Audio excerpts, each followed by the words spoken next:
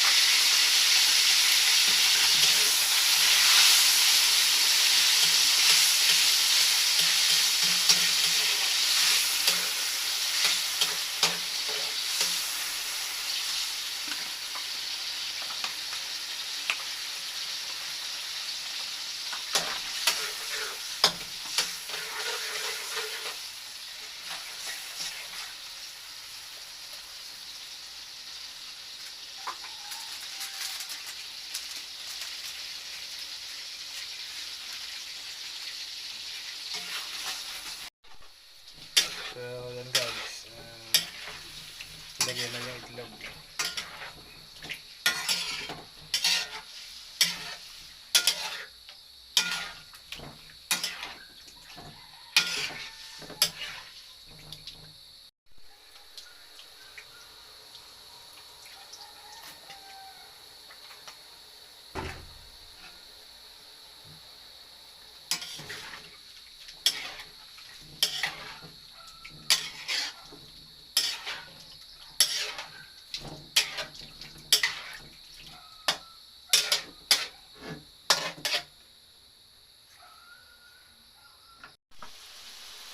So ayan guys, adobong itlog. Pag medyo malapot-lapot na yung sabaw niya, konti na luto na yan guys.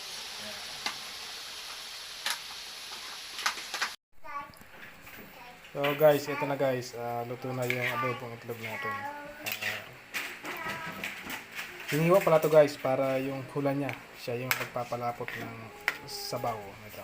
Yan, nilagyan din ng konting sili. Masarap to guys.